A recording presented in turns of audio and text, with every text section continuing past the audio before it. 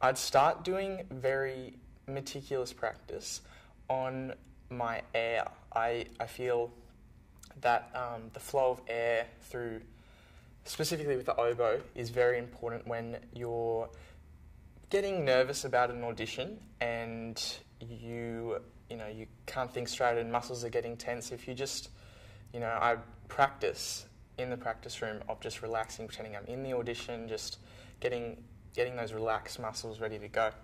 A walk-in closet is probably the best place to practice your dry acoustic.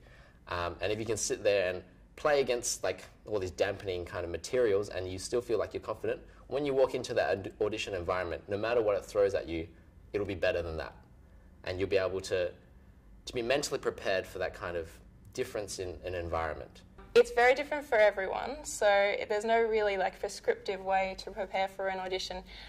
I think it's really about how well you understand the music. Other trumpet players in our class, we run excerpts for each other and run auditions for each other, and that's really valuable experience in both running the auditions but also hearing how other people interpret the music and how they want it to sound and how you could improve. And we always get some really valuable feedback from each other, and it ends up helping a lot.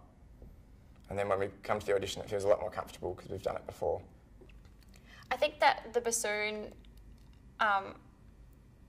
is kind of a tricky instrument to prepare for an audition, because while everyone, like the violin or flutes, are preparing all their really tricky excerpts and all the really fast things, we don't really do that on the bassoon. It's more about your air stream. People want to know that you can play low and softly, and that's shown in the excerpts, like the Brahms or Beethoven violin concerto or something.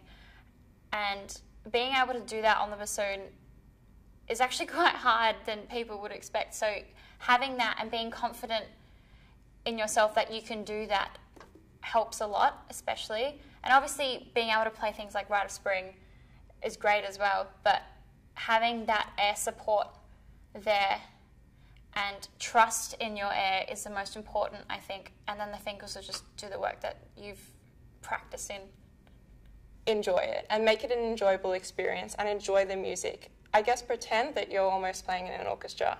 With the solo piece, I generally pick something that feels comfortable, that also demonstrates kind of several aspects of my playing. So you're doing something that is fairly familiar and that you haven't kind of just picked up a month before, that maybe you've had more time to really get to know.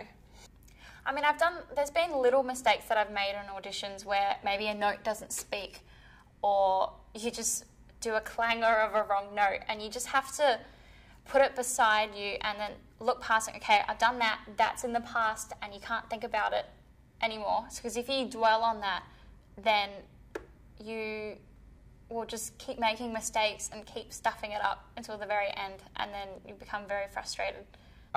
I learnt definitely that my projection needed work, so I needed to hone in on using a tighter airstream, and so that they can actually hear me.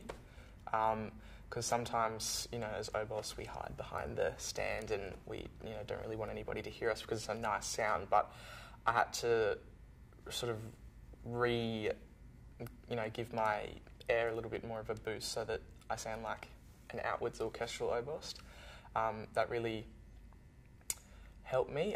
It's hard sometimes because there's no feedback from the auditions as well, because you get your AYO results and it says successful, unsuccessful, and that's that. So